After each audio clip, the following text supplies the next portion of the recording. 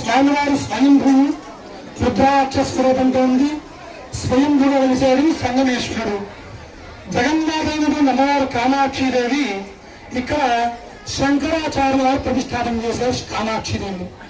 అయితే స్వామివారి జీర్ణోద్ధరణ జరిగిన సమయం 2014 సంవత్సరంలో అక్టోబర్ మాసంలో కార్తీక మాసంలో ముందుగా ఆశ్వీజ మాసంలో జీర్ణోద్ధరణ జరిగింది.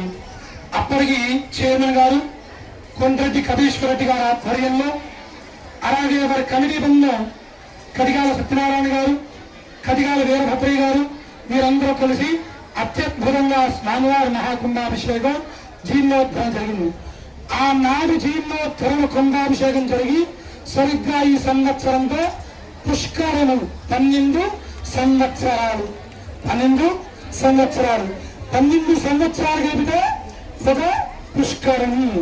అటువంటి పుష్కరంలో తదుపరి కార్యక్రమం దేవస్థానానికి తమిళ వెంకటేశ్వరరెడ్డి గారు వారి ఆధ్వర్యంలో దేవాలయ అభివృద్ధి జరిగింది. తదుపరి నాలపాటి భాస్కర్ రెడ్డి గారి ఆధ్వర్యంలో జరిగింది.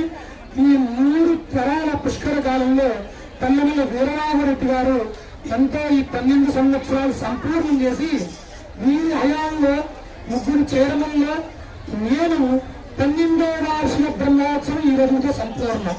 12వ సంవత్సరంతో ఈ యొక్క బ్రహ్మోత్సవం అనేది కార్యక్రమం జరిగింది.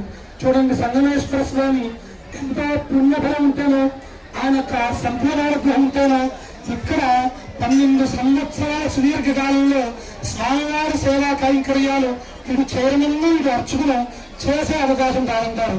పుష్కరం ఈ సంవత్సరంతో సంపూర్ణం. ఈ కార్యక్రమంలో ఈ రోజున వీరరాఘవరెడ్డి గారు మరలా ఇక్కడికి వచ్చి ఈ కార్యక్రమాన్ని సంపూర్ణంగా ఆరోగ్యం బాగోనప్పటికీ ఆయన మనస్సంతా ఇక్కడ కేంద్రీకరణ జరిగింది.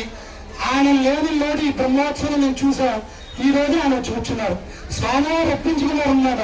11 సంవత్సరాలు ఈ హయాంగా చేసుకున్నావు, 12వ సంవత్సరం ఎక్కడ పోతామనేసి ఈ రోజు కళ్యాణం చేయించారమ్మా ఆయన్ని. ఆయన యొక్క 100 యొక్క స్థానంలో కూర్చొని 12వ కళ్యాణం కూడా సంపూర్ణమైంది.